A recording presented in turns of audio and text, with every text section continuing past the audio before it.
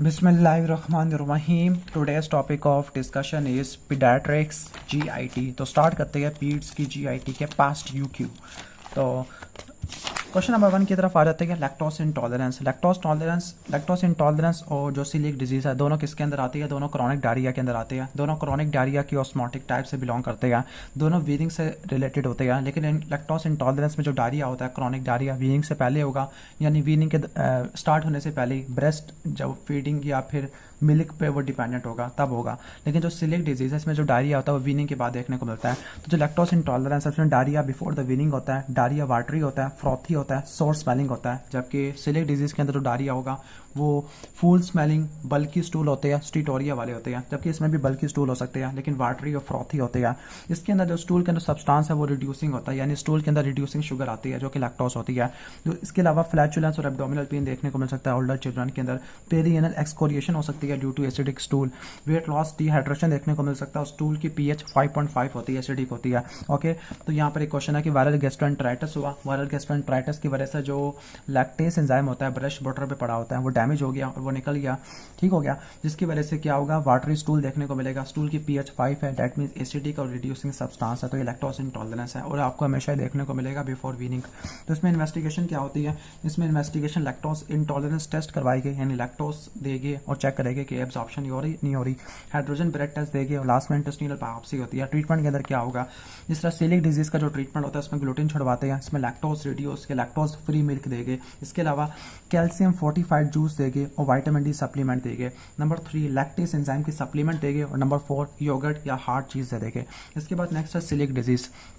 Okay, सिलिक disease में क्या होता है? सिलिक डिजीज के अंदर आपको जो डूडिनम और जुजिनम इनके एरियाज के अंदर आपको क्या देखने को मिलेगा? ओके, ग्लूटीन सेंसिटिव एंटीरोपैथी आपको देखने को मिलेगा।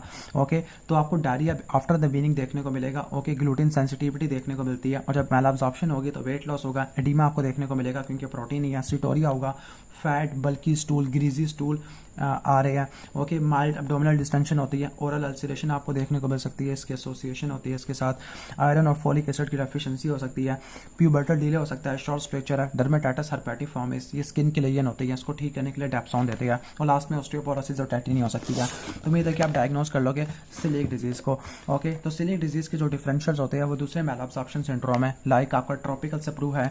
ओके, विपल्स डिजीज है, जियार्डियासिस है, इसके अंदर भी आपको स्टीटोरिया देखने को मिलता है, क्रॉन्स डिजीज है। अब इसकी इन्वेस्टिगेशन के अंदर डूडिन और जुजिनल बायोप्सी या 4 से ज्यादा बायोप्सी लेते हैं, सेकंड पार्ट ऑफ डूडिनम से और एक डूडिनल बल्ब से लेते हैं। 3 चीजें मिलती है, सब टोटल विलस एट्रोफी, इंट्रापिथेलियल लिम्फोसाइटोसिस और क्रिप्ट हाइपरप्लेजिया। नंबर 2 आप उन्हें सीरोलॉजी करानी है। सीरोलॉजी के अंदर आपको आईजीए, एंटी टीटीजी ये सबसे स्पेसिफिक होती है।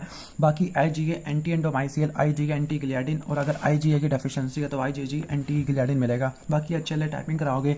अब आपने बताना है कि कौन सा एचएलए पॉजिटिव होता है सिलिक डिजीज में। सीबीसी कराओगे। माइक्रोसिटिक एनीमिया देखने के लिए एमसीवी कम होगा, माइक्रोसिटिक आयरन डेफिशिएंसी एनीमिया की वजह से होगा और मैक्रोसिटिक फोलेट की डेफिशिएंसी की वजह से होगा।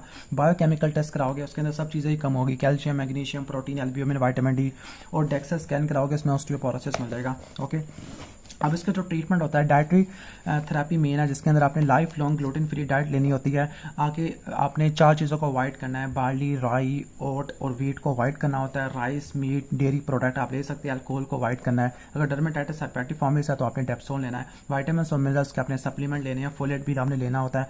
नीमोकोकल वैक्सीनेशन लगानी होती है, क्यों? क्योंकि सप्लीनिक एट्रोफी हो जाती है। और लास्ट में कोर्टिकोस्टेरॉइड और इम्यूनोसप्रेसिव ड्रग्स अगर ग्लूटेन फ्री डाइट से रिस्पॉन्ड नहीं कर पा रहा। तो ऑलमोस्ट इस सारे सिलिक डिजीज के सारे क्वेश्चन आ रहे हैं, तो ऑलमोस्ट हमने सबको डिस्कस कर लिया। इसके बाद नेक्स्ट क्वेश्चन हमारा है विल्सन डिजीज वाला। ओके, फिर हम एक्यूट और क्रॉनिक डायरिया के ऊपर जंप करेंगे। ओके, तो जो विल्सन डिजीज है उसको बोलते हैं हेपेटोलेंटिकुलर डिजेनरेशन।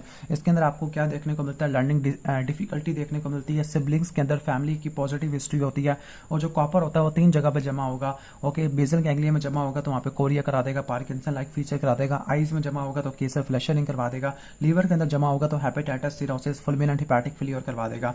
ओके, लाइक एक 5 ईयर ओल्ड गर्ल है, उसको जॉन्डस 4 महीनों से है, माइल्ड जॉन्डस है, सप्लीनोमेगैलीसाइटिस है, डेट मीन्स कि क्रॉनिक लीवर फेलियर, CLD सिनोसिस हो चुका है उसको।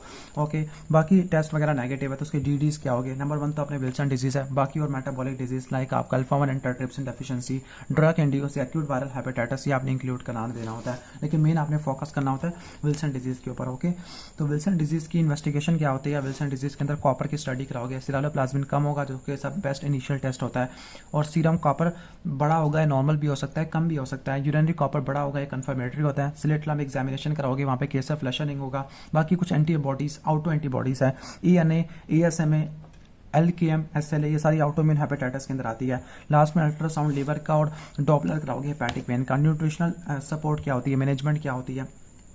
ओके, यानी जो विल्सन डिजीज है ना, इसके अंदर आपने डाइटरी मैनेजमेंट करनी है और कुछ फार्माकोलॉजिकल है। डाइटरी में आपने कॉपर वाली डाइट नहीं लेनी, लाइक कॉपर लीवर के अंदर होता है, लीवर नहीं लेना, चॉकलेट्स, नट्स, ड्राई फ्रूट नहीं लेने। इसके अलावा कॉपर से बने हुए जो बर्तन है उसमें रोटी भी नहीं खानी।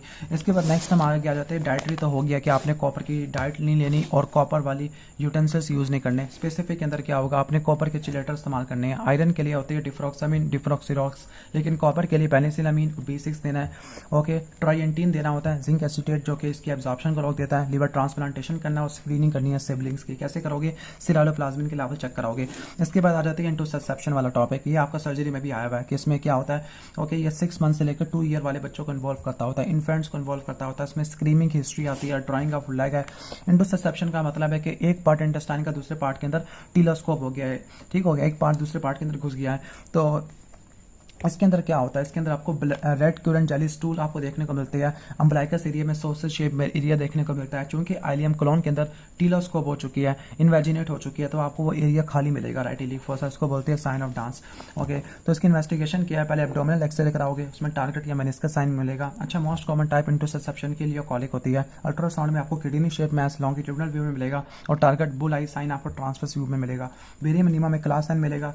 CT स्कैन में सोसेज शेप मैस देखने को मिलेगा। ट्रीटमेंट में क्या होगा? पहले तो आपने रिससिटेशन कराना होता है, IV fluids analgesic, antibiotic, anti drainage, और इसका जो मेन ट्रीटमेंट होता है हाइड्रोस्टैटिक या नॉन ऑपरेटिव रिडक्शन होता है। कॉन्ट्रास्ट एजेंट्स या बेरियम एनीमा या एयर एनीमा से कराएंगे। अगर उससे ठीक नहीं होता हाइड्रोस्टैटिक रिडक्शन से, तो आपने सर्जरी करनी है। इलियोकोलेक्टमी और प्लस प्राइमरी एनास्टोमोसिस है। ओके, इसके बाद है नेक्स्ट हमारा टॉपिक है मैलन्यूट्रिशन। जो सीवियर एक्यूट मैलन्यूट्रिशन होती है, इसमें 3 चीज़ें होती है। नंबर 1 आपका जो क्या कहते हैं, अच्छा, mid upper arm circumference 11.5 centimetre से कम होता है। बायलैटरल पिटिंग एडीमा देखने को मिलता है न्यूट्रिशनल डेफिशिएंसी की वजह से। और तीसरी चीज़ आपको देखने को मिलती है वेस्टिंग। वेस्टिंग क्या कितनी आपको देखने को मिलेगी? -3G से आपको ज़्यादा देखने को मिलेगी। ओके, ठीक है। अब जो 2 तरह की सीवियर एक्यूट मैलन्यूट्रिशन होती है, मेरेस्मस और क्वाशियोरकर। मेरेस्मस के अंदर क्या होता है? मेरेस्मस को मरा हुआ बंदा भी कह सकते हैं, यानी इसमें मंकी फेस होता है, फेशियल रिंकल्स होते हैं, इमैसिएशन देखने को मिलता है, सबकुटेनियस फैट, मसल सब कुछ खत्म हो जाता है। वेस्टिंग देखने को मिलती है, चाइल्ड काफ़ी थिन हो जाता है, बक्कल फैट खत्म हो जाती है, जिसकी वजह से मंकी फेस होता है, चाइल्ड अलर्ट होता है लेकिन इरिटेबल होता है, एडीमा नहीं होता। जबकि क्वाशियोरकर के अंदर मेंटल रिटार्डेशन देखने को मिलती है, अपैथी देखने को मिलती है, ग्रोथ रिटार्डेशन है। ओके, ये सब चीज़ें देखने को मिलती है। एडीमा जो मेन इसका क्लासिकल फाइंडिंग है, पोर्ट बेली एब्डोमेन, ये देखने को मिलता होता है। फ्लैग साइन देखने को मिलता होता है।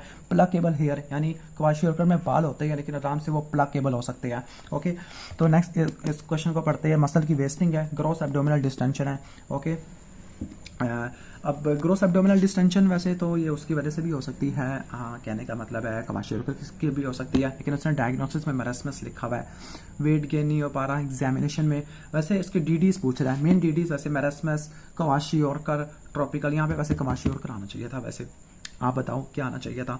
अच्छा, मैलन्यूट्रिशन के इंडिकेटर बता रहे हैं जो क्रॉनिक और एक्यूट दोनों के लिए जो होता है वो होता है अंडर वेट। और अंडर वेट कैसे निकालोगे? Weight for age less than -2G score. और एक्यूट के लिए वेस्टिंग है, उसके अंदर क्या होता है? वेट फॉर हाइट कम हो जाती है 2G स्कोर से। और क्रॉनिक के अंदर स्टंटिंग आती है, हाइट फॉर एज आपका आ जाता होता है। डेली एनर्जी रिक्वायरमेंट निकालने के लिए 0 से लेकर 10 kg है तो 100 किलो कैलोरी आ जाएगा।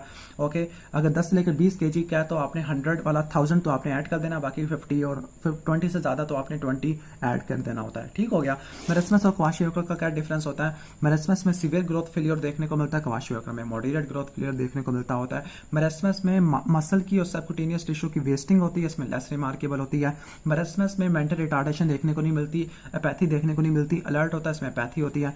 मेरेस्मस में डीमा नहीं होता, क्वाशियोरकर में डीमा देखने को मिलता होता है। ओके, बाकी हम यहाँ पे आ जाते हैं एग्जामिनेशन के अंदर। लैब्स इन्वेस्टिगेशन में ब्लड ग्लूकोज CBC करा लोगे, blood glucose, blood smear, inflammatory marker, serum protein, जो कि क्वाशियोरकर में कम होती है, मरसमस में नॉर्मल होती है। मरसमस वैसे कैलोरी की कम होने की वजह से होता है, क्वाशियोर का प्रोटीन ना लेने की वजह से होता है। बाकी इनकी मैनेजमेंट क्या होती है, इनकी मैनेजमेंट को 3 में डिवाइड कराना होता है। एक तो इमरजेंसी मैनेजमेंट होता है, रिहैबिलिटेशन, और एक लास्ट में रिलैप्स को प्रिवेंट करने वाला फॉलो अप वाला होता है। इमरजेंसी के अंदर आपने डिहाइड्रेशन को प्रिवेंट करना होता है, हाइपोग्लाइसीमिया, हाइपोथर्मिया, इन्फेक्शन को, माइक्रो न्यूट्रिएंट को, इलेक्ट्रोलाइट बैलेंस को आपने ठीक करना होता है। इन्फेक्शन को ठीक कर लिया, न्यूट्रिशनल डेफिशिएंसी को पूरा कर लिया, इमोशनल फिजिकल सपोर्ट प्रोवाइड कर दिया आपने, कैचअप ग्रोथ करवानी है, ओरल फीडिंग स्टार्ट करवानी है और फॉलो अप अपने करवाना होता है। ओके, इसके बाद हम आ जाती है डायरिया वाले टॉपिक के अंदर। अब डायरिया की वजह से डिहाइड्रेशन होती है और फिर इसके आगे 3 होती है। एक नो डिहाइड्रेशन जिसके लिए प्लान ए होता है, सम डिहाइड्रेशन जिसके लिए प्लान बी होता है, और सीवियर डिहाइड्रेशन जिसके लिए प्लान सी होता है। प्लान ए के अंदर हम क्या देते हैं, होम बेस्ड फ्लूइड देते होते हैं। प्लान बी के अंदर और प्लान सी के अंदर ये एग्जाम में सवाल सम डिहाइड्रेशन और सीवियर डिहाइड्रेशन का आएगा। सम के लिए प्लान बी और सीवियर के लिए प्लान सी होता है। प्लान बी के अंदर क्या करते होते हैं, प्लान बी के अंदर ओआरएस देते होते हैं, आई थिंक 75 मिलीलीटर ml पर केजी देते होते हैं। जबकि इसके अंदर सीवियर डिहाइड्रेशन के अंदर IV रिंगल एक्टेड देते होते हैं, 100 ml पर केजी देते होते हैं। जिसके अंदर 30 होता है वो पहले घंटे में देते हैं अगर इन्फेंट है, और इसके अलावा जो 70 होता है वो अगले 5 आवर के अंदर। लेकिन अगर बड़ा है 12 महीनों से, इन्फेंट नहीं है, तो आपने 3 घंटे पूरे करने हैं। लाइक 30 ml आपने पहले 30 मिनट के अंदर, और आपके जो होते हैं 70 होते हैं, ये आपके आ जाएंगे ऑलमोस्ट 2.5 आवर के अंदर। ठीक हो गया, आपको सारा मैंने थोड़ा बहुत रिवाइज करवा दिया कि कौन सा प्लान किस तरीके से काम करता है, बाकी और अच्छे से मैं एक्सप्लेन करूंगा। ओके अच्छा, सम डिहाइड्रेशन और सीवियर डिहाइड्रेशन के अंदर कैसे करना है। सबसे पहले जनरल कंडीशन, जो सम डिहाइड्रेशन के अंदर जो बच्चा होगा वो रेस्टलेस होगा, इरिटेबल होगा, यानी उसकी एक्टिविटी थोड़ी ज़्यादा होगी। लेकिन सीवियर डिहाइड्रेशन के अंदर बच्चा टून होकर बैठा होगा, लेथार्जिक, ड्राउजी होगा। नेक्स्ट आपने देखना है आइस को। आइस संकन होती है किसके अंदर, सम डिहाइड्रेशन, और वेरी संकन ड्राई आपको देखने को मिलती है सीवियर डिहाइड्रेशन के अंदर। टीयर्स दोनों में नहीं होते, माउथ और ट्रंक दोनों में ड्राई होता है ऑलमोस्ट। थर्स्ट के बारे में बात करें, जो सम डिहाइड्रेशन का जो बच्चा होता है वो थर्स्टी होता है, वो पानी बहुत तेजी से पिएगा, जल्दी पिएगा, जिससे बहुत प्यासा है। जबकि सीवियर डिहाइड्रेशन वाला लेथार्जिक हुआ पड़ा है तो वो पानी नहीं पिएगा। ओके, इसके बाद स्किन पिंच टेस्ट होता है। स्किन पिंच टेस्ट सम डिहाइड्रेशन के अंदर 1 सेकंड तक आपको देखने को मिलता है, और उसमें 2 सेकंड से भी ज्यादा का हो जाएगा। फ्लूइड डेफिसिट इसमें 5 से लेकर 10 का होता है। सम डिहाइड्रेशन में उसमें कितना का होता है, 100 ml से ज्यादा का, यानी 10% का होता है। ओके, उम्मीद है कि सारे पॉइंट्स आपको समझ आ गए होंगे। अब आपको अच्छा फ्लूइड रिक्वायरमेंट को कैसे जो फ्लूइड देना होता है, एक फ्लूइड डेफिसिट होता है, एक फ्लूइड मेंटेनेंस होता है। जो फ्लूइड डेफिसिट होता है वो 100 ml पर केजी से मल्टीप्लाई करना होता है। फॉर एग्जाम्पल 10 kg का है तो उसका फ्लूइड जो डेफिसिट होगा आपने 1 लीटर पूरा करना है। और मेंटेनेंस क्या होता है, मेंटेनेंस वही वाला फार्मूला आपको बताया हुआ है जो कैलोरी के लिए बताया था। 0 से लेकर 10 है तो 100 ml आपने देना होता है। 10 से 20 तक है तो आपने 1000 के साथ आपने 50 ml पर केजी आ जाएगा, और अगर 20 से ऊपर है तो आपने 1500 प्लस 20 ml को पूरा करना होता है। इस सिनेरियो के अंदर आ जाती है वॉमिटिंग और लूज मोशन है, डेट मीन्स ये डिहाइड्रेशन के बारे में बात कर रहे हैं। Unable to drink, that means के सीवियर डिहाइड्रेशन, और प्लान कौन सा चलेगा, प्लान सी चलेगा। तो आपने सबसे पहले हॉस्पिटल में एडमिशन और रिससिटेशन कराना है, IV लाइन डालनी है, और WHO प्लान सी को फॉलो करना है। इसमें सबसे पहले इमीडिएट IV फ्लूइड्स देके वही फार्मूला के 100 ml रिंगल एक्टेड देते होते हैं, नॉर्मल से लाइन भी। इन्फेंट है तो आपने ये पूरा करना है, बड़ों के अंदर ये पूरा करना होता है। अगर IV लाइन अवेलेबल नहीं है तो NG देना है, लेकिन NG के अंदर 20 मिलीलीटर पर केजी पर आवर 6 घंटों के लिए, यानी टोटल हो जाएगा 120, ऑलमोस्ट उसके बराबर ही हो गया। अगर एब्डोमिनल डिस्टेंशन है तो आपने ऐसा ऐसा देना है। इसके अलावा आपने ORS भी देना है बाय माउथ। ओके, और रीअसेसमेंट करनी है आपने 1 से लेकर 2 घंटे बाद, और फिर प्लान करना है अकॉर्डिंग टू दैट। ठीक हो गया, शिफ्ट करना है प्लान बी के अंदर। अब इसके बाद है कि डायरिया के अंदर एंटीबायोटिक कब देंगे, जब कॉलरा है, कॉलरा के अंदर डॉक्सीसाइक्लिन देते हैं या जिथ्रोमाइसिन देते हैं, या डिजेंट्री है, ब्लडी डायरिया है, या प्री मैच्योर या मेलनरिश इन्फेंट है, यानी कॉलरा, डिजेंट्री और प्री मैच्योर मेलनरिश इन्फेंट है, तो इस केस में आपने एंटीबायोटिक देनी है। इसके बाद 1 सेकंड देखो, बच्चा कुछ भी नहीं खा रहा, ओरली फंटिनली डिप्रेस में पड़ेगा, तो ये 1 सेकंड सीवियर डिहाइड्रेशन है। इसकी कॉम्प्लिकेशन क्या होती है। ओके, अब इलेक्ट्रोलाइट इम्बैलेंस है, हाइपोनेट्रीमिया, हाइपोकलीमिया होता है, ग्लूकोज भी कम होता है, हाइपोग्लाइसीमिया होता है, मेटाबॉलिक एसिडोसिस है, सारे हाइपोवोलेमिक शॉक वाली चीजें बतानी है। एक्यूट रीनल फेलियर हो जाएगा, ब्रेन डैमेज हो सकता है, सीजर हो सकती है, कोमा डेथ वगैरह हो सकती है। ओके, ऑलमोस्ट ही हो जाएगा। बाकी सारे सीवियर डिहाइड्रेशन के पॉइंट्स चल रहे हैं। प्रिवेंशन के अंदर क्या होता है, डिहाइड्रेशन को प्रिवेंट करने के लिए ब्रेस्ट फीडिंग को आपने प्रमोट करना है। नंबर 2, क्लीन और हाइजीनिक वाटर होना चाहिए कि डिहाइड्रेशन, डायरिया, शारिया, कोलरा, डिजेंट्री ये ना हो पाए। रोटा वायरस की वैक्सीनेशन देनी है क्योंकि most common cause of diarrhoea यही होता है, रोटा वायरस वाला एक्यूट डायरिया। मीजल्स की वैक्सीन देनी है क्योंकि मीजल भी एक्यूट वायरल डायरिया करवा सकता होता है। कॉलरा के केसेस को आपने आइसोलेट करना होता है, कॉलरा की वैक्सीन करनी होती है। ओके, ठीक है, ऑलमोस्ट ये हो जाएगा।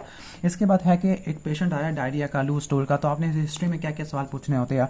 ओके, हिस्ट्री में पूछना है कि डायरिया का ड्यूरेशन क्या था, एक्यूट या क्रॉनिक तो नहीं था, कितने मरतबा स्टूल आ रहे थे, स्टूल की कंसिस्टेंसी क्या थी, कंटेंट क्या था स्टूल का, वॉमिटिंग तो नहीं आई, गैस्ट्रोएंटेराइटिस तो नहीं है, यूरिन आउटपुट किया है, बुखार तो नहीं हुआ, पास्ट हिस्ट्री तो नहीं है डायरिया की, न्यूट्रिशनल हिस्ट्री, इम्यूनाइजेशन है, और जनरल फिजिकल एग्जामिनेशन में जनरल बिहेवियर है, ये सारे पॉइंट्स आगे आई गए, ठीक है।